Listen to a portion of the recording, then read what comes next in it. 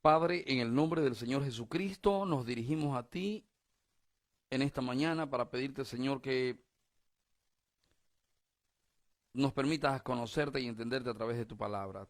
Señor, te pedimos que cada persona que está del otro lado de la línea sea bendita en ti y esta mañana sea enseñado tu principio, enseñada tu palabra y haya conocimiento de ti en cada uno de nosotros. Señor, en el nombre del Señor Jesucristo, amén. Bien, mis amados, volvemos con el estudio de números ahora. Eh, Te pido perdón, demoré un poco porque tenía problemas con el internet, parece que se cae o se baja y tuve que reinicializar todo para que vuelva a funcionar. Bueno, nos toca el capítulo 35 de números y en el capítulo 34 vimos que la importancia de confiar en Dios obedeciendo, que es importante obedecer a Dios. Y vimos que los planes de Dios siempre son mejores que los nuestros, lo que Dios tiene preparado para nosotros siempre será lo mejor, que Dios tiene definido nuestro lugar y nuestra función en esta tierra, pero además de eso que Dios tiene designados a quienes guiarán a la ejecución de sus planes en esta tierra. Esta mañana, en el capítulo 35, vamos a ver que Dios imparte justicia. Y veremos cómo en este ingresar a la tierra prometida, Dios ordena cosas que en primera instancia parecen extrañas, pero luego vamos entendiendo de una mejor manera. Voy a, vamos a meditar esta mañana pensando en Dios imparte justicia. Nuestro Dios imparte justicia. Eh, Fíjate que el Señor está muy preocupado, siempre está preocupado por que en medio de su pueblo, si Dios es Dios de justicia, si Dios es Dios justo, entonces Él está muy interesado en que su pueblo haga justicia y que en su pueblo se haga justicia. Por eso es que tú como hijo de Dios no puedes prestarte a cosas que son injustas. Tú como hijo de Dios no puedes prestarte a aquello que no va en pro de la justicia y que no guía a justicia. Eh, entonces, dice así, habló Jehová a Moisés en los campos de Moab junto al Jordán frente a Jericó, diciendo, manda a los hijos de Israel que den a los levitas de la posesión de su heredad ciudades en que habiten. También daréis a los levitas los ejidos de esas ciudades alrededor de ellas, y tendrán ellos las ciudades para habitar, y los ejidos de ellas serán para sus animales, para sus ganados y para todas sus bestias. Y los ejidos de las ciudades que daréis a los levitas serán 1000 codos alrededor desde el muro de la ciudad para afuera. Luego mediréis fuera de la ciudad al lado del oriente 2000 codos, al lado del sur 2000 codos, al lado del occidente 2000 codos y al lado del norte 2000 codos. Y la ciudad estará en medio. Esto tendrán por los ejidos de las ciudades y de las ciudades que daréis a los levitas. 6 ciudades serán de refugio, las cuales daréis para que el homicida se refugie allá, y además de estas daréis 42 ciudades.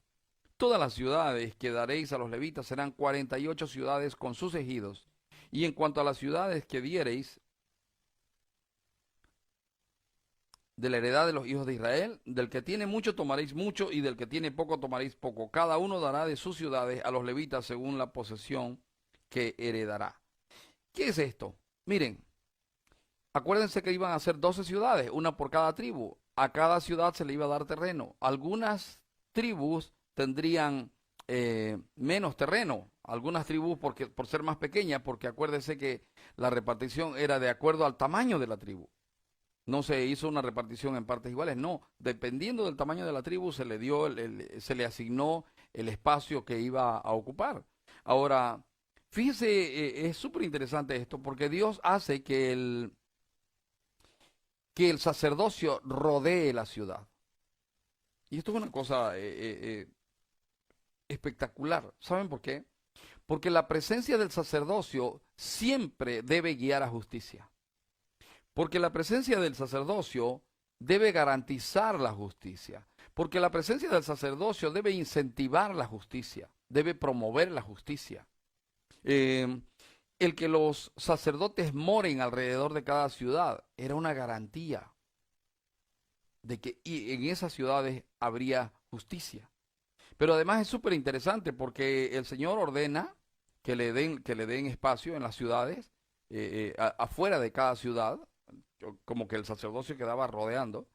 Pero no solo eso, no solo los sacerdotes impartirían justicia, sino que o promoverían la justicia o guiarían a la justicia, sino que los sacerdotes en determinado momento determinarían cómo sería justicia a alguien, qué tipo de justicia se haría con ese alguien. Y no solo eso, los sacerdotes también serían un lugar de refugio, un lugar de acogida para aquellos que hayan causado una injusticia o hayan causado por accidente la muerte de alguien. Esto estaba orientado básicamente al asesinato. Si usted ve en todo el capítulo, vamos a ver que se está hablando de que el que mata tiene que morir. Y es más, Dios le daba la facultad al pariente más cercano para que ese haga justicia. Esto quiere decir, miren, vamos a suponer que alguien mata a mi hermano. Mi obligación como pariente más cercano de mi hermano era ir y asesinar al que asesinó a mi hermano. Ahora, eh, eh, entonces, voy a poner aquí, el sacerdocio deberá rodear a cada ciudad. Eh,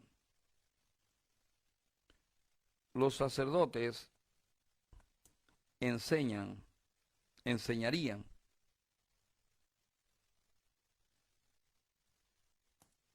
justicia.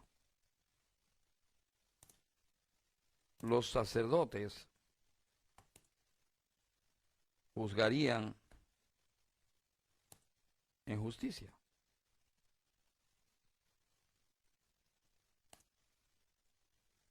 Los sacerdotes acogerían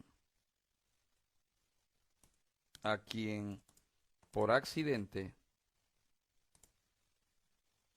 matare a alguien.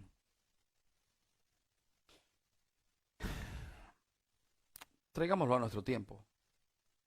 En nuestro tiempo, Dios rodea a los que son suyos. En nuestro tiempo, usted y yo estamos guardados por el sumo sacerdote Jesucristo. Estamos rodeados por Él, estamos llenos de Él y somos guiados por Él. La presencia de Cristo en usted y en mí nos enseña justicia. Tenemos la mente de Cristo. La palabra nos guía hacia hacer justicia. Oh hombre, te ha mostrado Jehová. ¿Qué demanda? ¿Qué pide Jehová de ti? Solamente hacer justicia, amar misericordia y humillarte ante Él. Y cuando Cristo está en la vida de alguien, eso se hace real. Así que el sacerdocio debería rodear a cada ciudad. Y los sacerdotes enseñarían justicia. Quiero decirte algo, si Cristo es verdad en ti, si tú de verdad eres un hijo de Dios, tú eres enseñado constantemente en justicia, pero no solo eso, tú puedes juzgar con justicia, pero no solo eso, tú puedes acoger a quien se le haya hecho una injusticia. El Señor Jesucristo es el juez justo, ¿verdad? Y Él en nosotros es sinónimo de justicia. Él en nosotros es garantía de justicia. Siempre digo, vivimos en un tiempo en que mucho cristiano usa a Cristo para aparentar justicia. Vivimos en un tiempo en el que a veces uno desconfía más de los que vienen y dicen, mira, soy cristiano, no te preocupes. Porque preferible es que te muestren a Cristo antes que traten de mostrarte que son de Cristo, ¿verdad? O que Cristo está en ellos. Preferible es que puedas ver a Cristo. Y en nuestro caso, y en tu caso y el mío, si somos hijos de Dios de verdad, nosotros no debemos andar proclamando con nuestra boca que somos de Cristo. Nuestros hechos y nuestro hablar y nuestras actitudes tienen que mostrar que nosotros somos de Cristo. Por cierto, la función de un sacerdote es atraer la atención de Dios hacia los hombres y la atención de los hombres hacia Dios. El sacerdote es como un mediador. Bueno, pues en este caso, eso era lo que hacían los sacerdotes. Hacían como mediadores entre Dios y los hombres. Y entonces ellos tenían una función. Fíjate que la Biblia dice que tú y yo somos sacerdotes. En Primera de Pedro, capítulo 2, versículo 9 dice, mas vosotros sois nación santa, real sacerdocio, pueblo adquirido por Dios, para que anunciéis las virtudes de aquel que os llamó de las tinieblas a su luz admirable. Entonces, Dios, ellos están, acuérdense que ellos están entrando a la tierra prometida, se van a establecer en la tierra prometida, y Dios se está preocupando de que cada ciudad esté rodeada por el sacerdocio. Una cosa más es que Dios ordena que los que maten deliberadamente deben morir, que habrá un vengador para esos que maten deliberadamente. Pero si alguien mata por accidente, los sacerdotes lo acogerán y preservarán su vida. Mucha gente dice, bueno, ¿y la pena de muerte es de Dios o no es de Dios? Dios instauró la pena de muerte. Y cuando un asesino asesinaba deliberadamente, pues moría el asesino. Tenía que ser asesinado, tenía que morir también.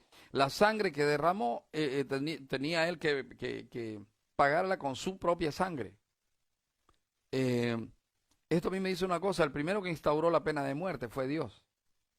Y fíjense que cuando alguien asesina a alguien por perversión, por enojo, deliberadamente, con premeditación, etcétera, y ese alguien paga con su vida el haber asesinado a otro, el índice de asesinos disminuye. Dios lo estableció. Las autoridades están para hacer justicia. En muchos países todavía se estila la pena de muerte. En nuestro país, hasta donde sé, no. Y vivimos en un tiempo en que un hombre se enoja con su mujer, agarra una piedra y le tira un piedrazo en la cabeza y queda todavía vivo e inclusive en algunos casos entran a la cárcel y luego después de un tiempo salen de la cárcel. Hombres que por robarle a alguien lo asesinan y quedan impunes. Y entre más se promueven los derechos humanos, más facilidad hay para el asesino y menos justicia hay para el que ha sido asesinado. Y prolifera y el hombre comienza a pensar que tiene el derecho de ser soportado como sea y en pro de mis derechos, si soy asesino me tienen que aguantar y así en todo tipo de cosas. Hermanos, y encima el sacerdocio se ha debilitado porque la iglesia se ha apartado en pos de otras cosas, no se predica el evangelio y entonces lo que está ocurriendo es que la maldad se está multiplicando y se está multiplicando exponencialmente. No vaya a decir el pastor Picolín promueve la pena de muerte, no, no es eso, pero solo quiero que usted vea que lo que Dios hace siempre tiene un propósito. Y que cuando Dios dijo que maten a los cananeos y destruyan por completo esas ciudades, Dios sabía por qué ordenaba eso. El Dios al que usted critica, le hablo a usted ateo, que critica a Dios y dice, si Dios es amor, ¿por qué mandó matar? Pues ahora sépalo por eso, porque amaba, porque la manera de preservar a los hombres es destruir a aquellos que son perversos. Y las naciones que Dios mandó a destruir eran naciones perversas. Y Dios les había dado oportunidad suficiente para que se arrepientan y no lo hicieron. Entonces los israelitas debieron hacer una ejecución de todos los cananeos. Por cierto, los israelitas practicaron derechos humanos antes de que estos existan. Y los israelitas dejaron vivir a muchos. Y eso causaron su ruina. Entonces, Dios ordena en primer lugar que las ciudades estén rodeadas por el sacerdocio. En segundo lugar, ordena que era necesario que los que maten deliberadamente deberían morir. Si una persona, lo voy a poner aquí, si alguien asesinaba a su prójimo,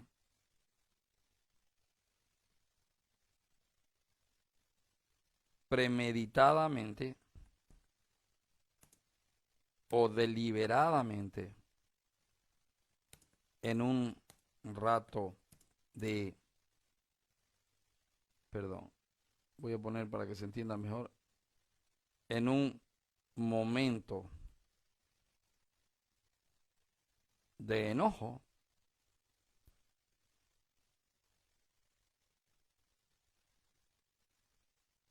o por quitarle algo,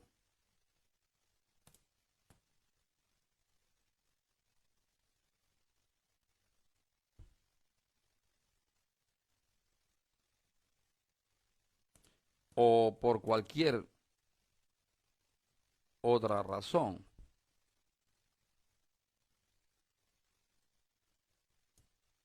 debía morir.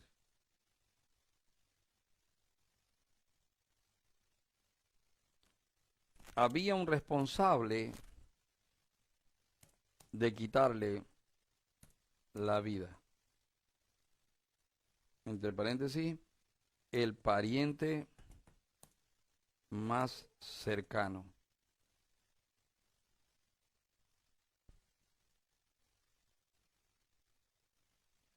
Así que el que mata debe morir.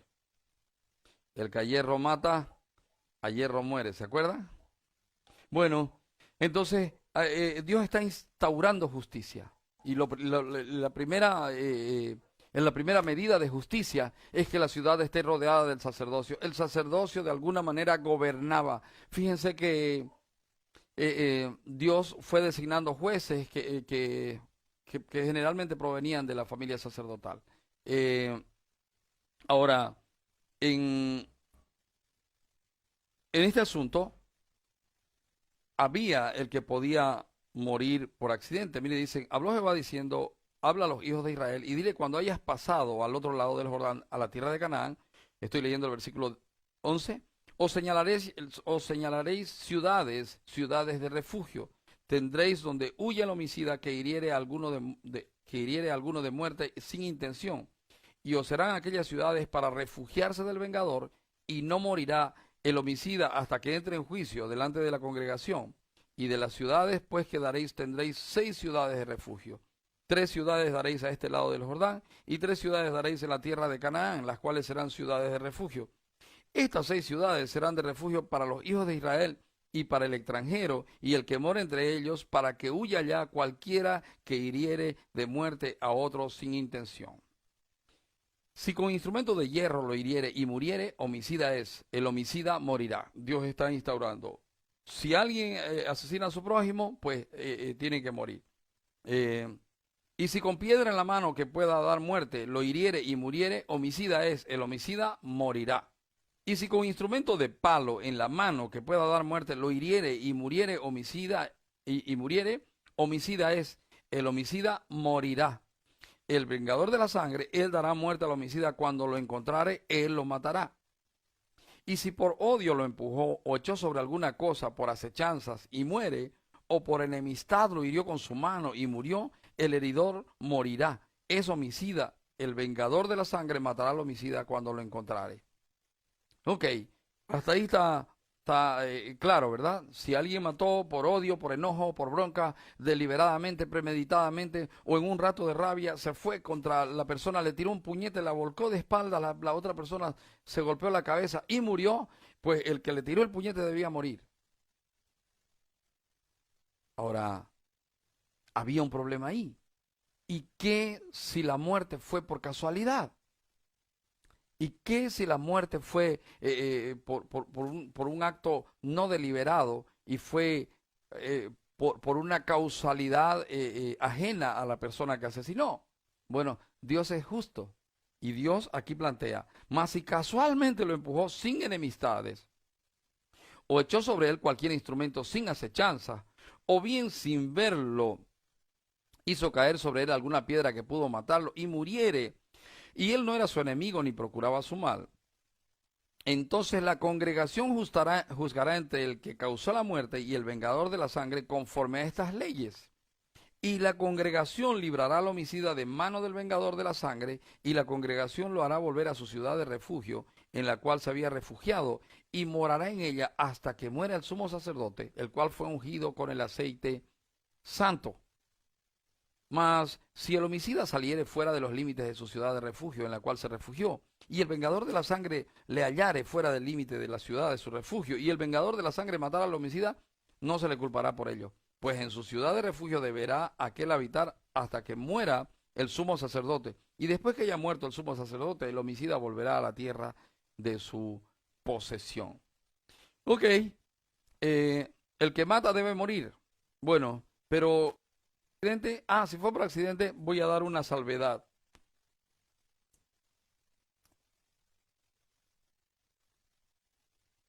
En caso de muerte accidental provocada por alguien, quien provocó la muerte debía correr y refugiarse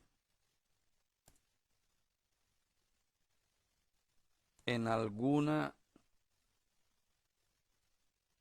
con los sacerdotes en alguna de las 6 ciudades de refugio.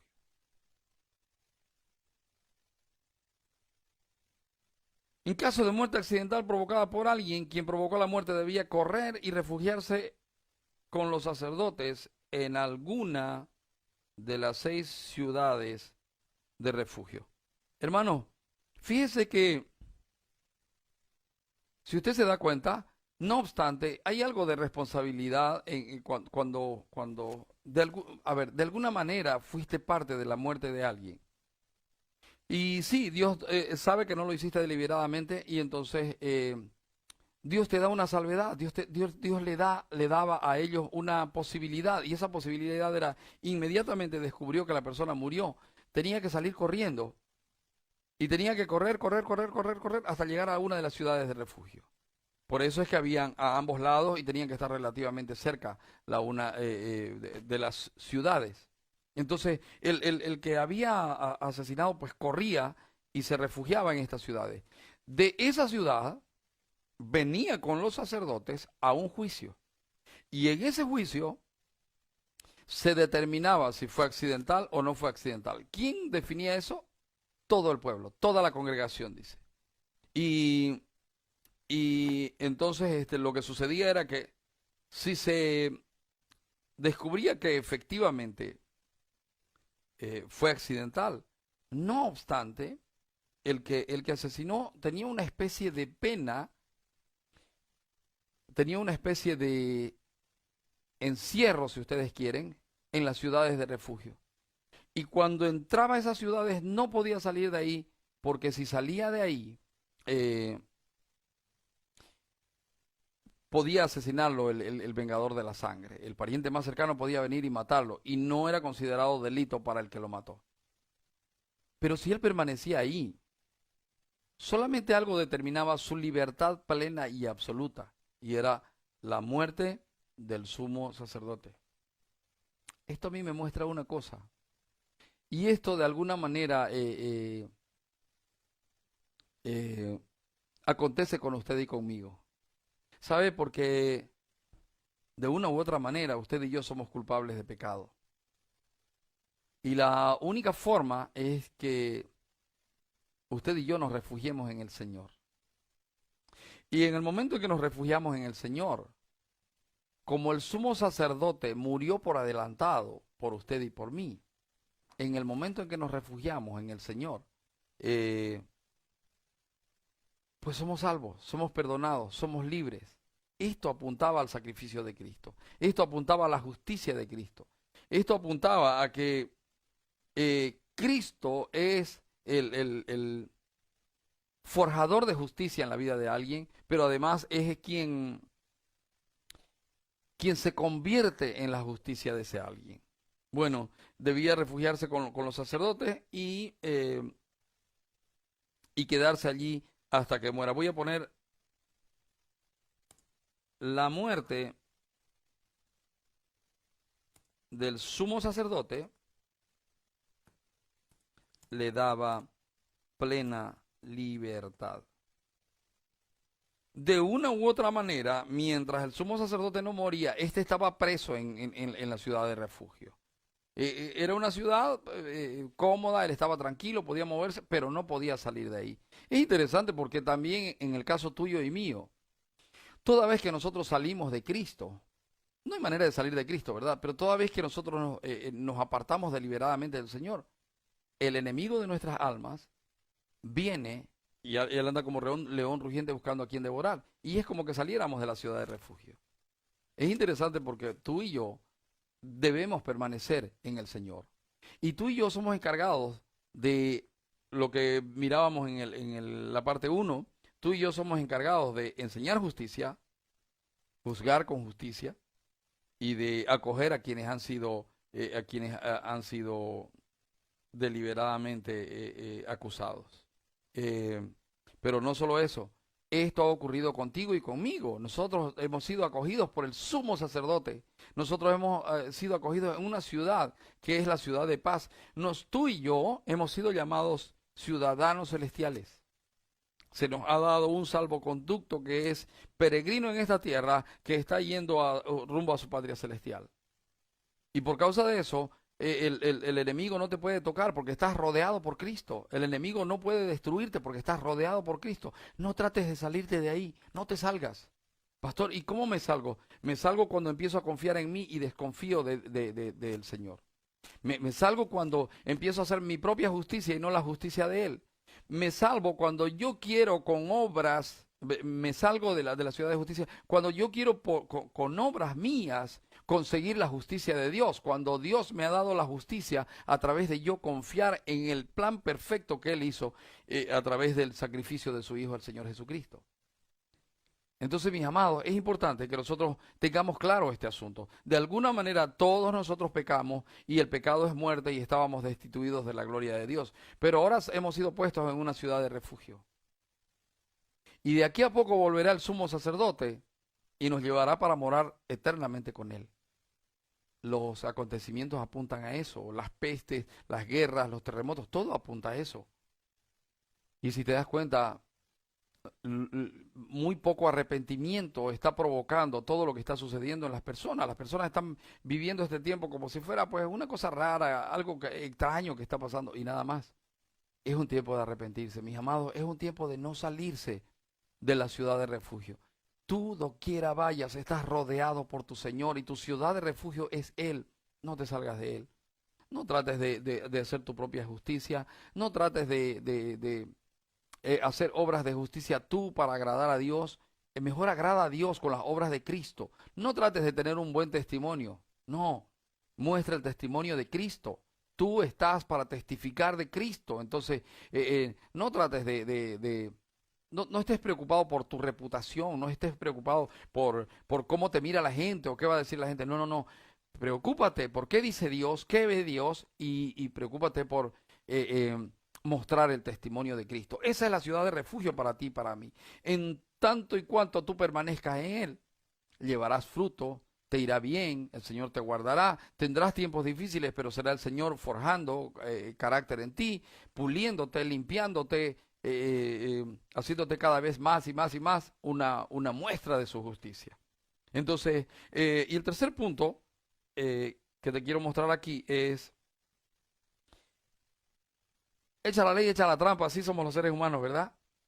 Y si tú te das cuenta, lo que podía pasar aquí era lo que pasa hoy en día en la justicia, y es que podrían empezar a decir, oye, mira,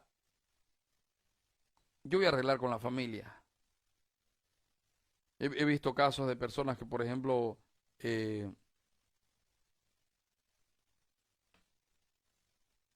mataron a alguien y lo único que han hecho es pagar el muerto y ya está.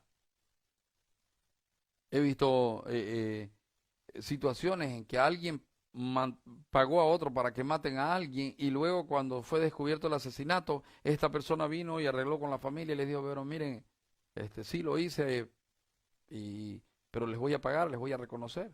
Miren, desistan de lo que, del juicio, desistan de tratar de hacer justicia y yo les voy a dar eh, un dinero. Bueno, el Señor ordenó que toda muerte debería ser juzgada. Estas cosas, versículo 29, os serán por ordenanza de derecho por vuestras edades en todas vuestras habitaciones. Cualquiera que diere muerte a alguno por dicho de testigos, morirá el homicida, mas un solo testigo no hará fe contra una persona para que muera. Mire, Dios estaba instruyendo en respecto de cómo juzgar. Si viene una persona solita puede venir y en maldad decir, yo vi que él lo mató. Pero no se aceptaba. Tenían que ser por lo menos 2 o 3 testigos. Voy a poner aquí. No se juzgaría con un solo testimonio.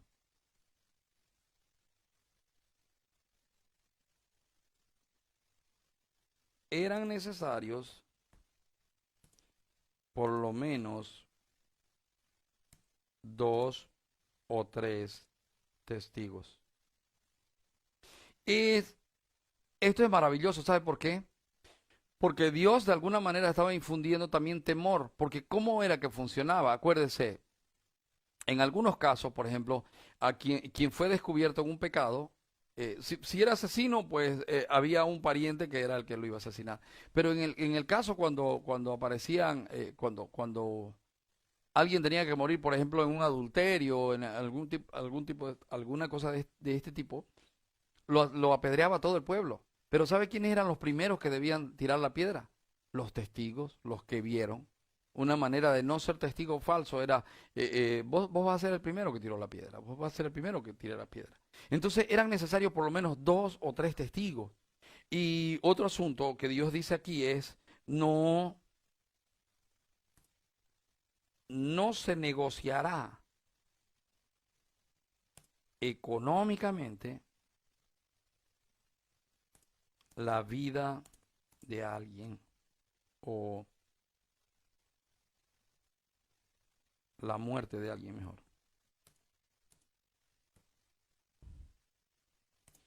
Necesariamente deberá ser vengada. No se negociará. ¿Ya usted pensó si eso se aplicara ahora? ¿Ya usted pensó si eso se viviera ahora en las leyes? Los asesinatos disminuirían. No le quedaría ganas al perverso de asesinar. Pero si usted ve ahora, hay asesinos que tienen 30, 40, incluso hay uno que sale por tele, creo que ya se murió, pero le decían Popeye que en Colombia asesinó a cerca de 300 personas, una cosa así, y él se jactaba de lo que hizo y dijo que lo volvería a hacer y no sé qué.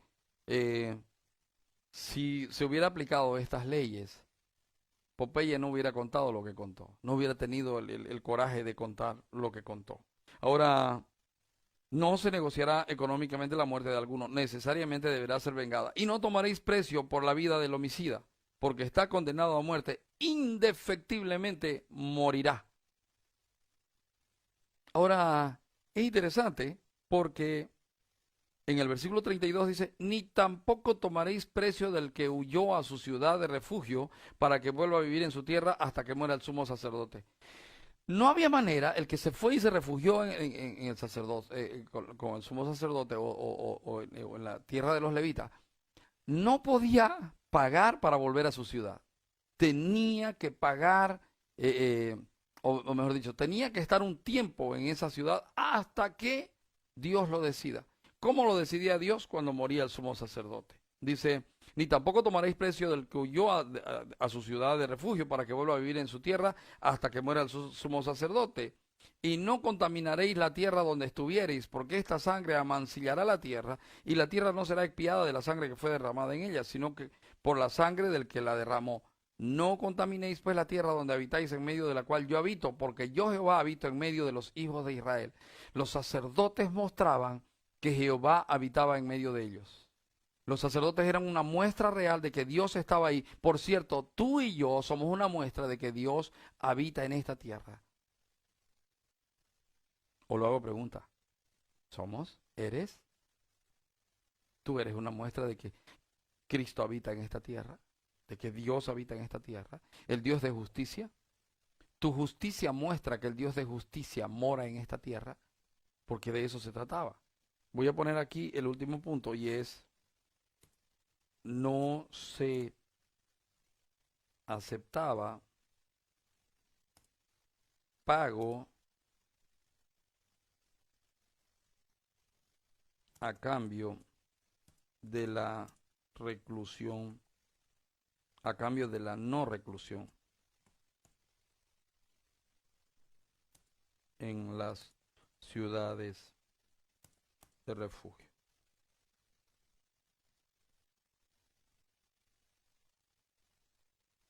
Esto a mí me muestra una cosa. El Dios de justicia está interesado que donde Él esté se haga justicia, que su pueblo muestre justicia. El Dios de justicia dice que la sangre llama y clama. Si usted se pone a pensar, vivimos en tiempos en que la vida de otra persona no vale nada. Vivimos en tiempos en que el egoísmo es tal que a fin de conseguir mis propósitos no tengo problema en asesinar a alguien. Vivimos en tiempos donde el que asesina sale impune porque paga. Vivimos en tiempos en que alguien irresponsablemente se emborracha y sale borracho de su casa en su auto y atropella a alguien y paga, y no paga un tiempo de reclusión. Y esa persona está propensa a volverlo a hacer, está propensa a reincidir, porque claro, es simple, mientras tenga dinero puedo seguir matando. No obstante, aunque usted pueda conseguir zafarse con dinero en esta tierra de lo que usted haya hecho, sepa que Dios está mirando. Sepa que Dios, que la sangre esa está clamando. Dice, la sangre fue derramada en ella y está contaminando. Dice, porque esta sangre amancillará la tierra. El que caiga, el que se derrame sangre en un lugar, hace que ese lugar sea amancillado. O sea, no es lo mismo. Ese lugar no será lo mismo por causa de la sangre derramada en ella. Y dice, no contaminéis, pues la tierra donde habitáis. ¿Sabe? Si tan solo los hombres pensaran que no se trata de uno mismo, de lo que yo quiero, sino se trata de toda una comunidad. Dios, a través de impartir justicia, estaba mostrándoles la importancia de la santidad, la importancia de la justicia en la comunidad. Y le está diciendo, no contaminéis pues la tierra donde habitáis, en medio de la cual yo habito, porque yo Jehová habito en medio de los hijos de Israel. Mis hermanos amados, que el Señor, que el Dios de justicia ponga hambre y sed de justicia en nuestros corazones. Yo me acuerdo que cuando leía, tengo hambre y sed de justicia, yo decía, yo también tengo, quiero que me venga el Señor de todos aquellos de los que me estafaron, de los que me engañaron, pero no me acordaba que también yo en mi vida pasada hice cosas que de alguna manera perjudicaron a otras personas. Era yo un tipo Jacob, engañaba y no tenía problema de engañar. Y entonces un día, estudiando la palabra, escudriñando la palabra, me di cuenta que el tengo hambre y sed de justicia no es otra cosa de que quiero que la justicia de Dios se revele a través de mí. Tengo hambre y sed de justicia. Y es espectacular porque dice, y solo encuentro un lugar. Llévame al lugar santísimo. Y la única manera de llegar al lugar santísimo, hombres perversos y pecadores como tú y yo, es recibir la justicia del Señor Jesucristo. Si tú eres hijo de Dios, si tú has aceptado al Señor Jesucristo, si tú has procurado y recibido al Señor Jesucristo como tu Señor y Salvador, pues la justicia de Cristo conquistada en la cruz del Calvario ha sido imputada a tu vida y hoy tú eres justo. Pero esa justicia se revela, se refleja en tus actos, en tu manera de hablar, en cómo negocias, en cómo guías tu familia, etcétera. ¿Eres justo? Si no eres justo, si no conoces a Cristo todavía, esta mañana tú puedes volverte a Él. Toma un lugar por ahí escondido en tu casa, métete a tu cuarto, cierra la puerta, tírate de rodillas o con el pecho en tierra y dile: Señor, mira, yo entiendo que yo he hecho muchas cosas malas. Y entiendo que merezco la muerte. Y entiendo que tú no perdonas al malvado. Y no tienes por inocente al malvado. Señor, en este día yo reconozco que soy malvado. Pero te suplico que tengas misericordia de mí. Te suplico que tu Hijo, el Señor Jesucristo, que murió por los pecadores, sea mi Señor y mi Salvador. Señor Jesucristo, sálvame, sálvame. Lávame con tu sangre, límpiame con tu sangre. Te entrego mi vida y a partir de ahora, Señor, tú mismo estableces justicia en mi vida y a través de mí.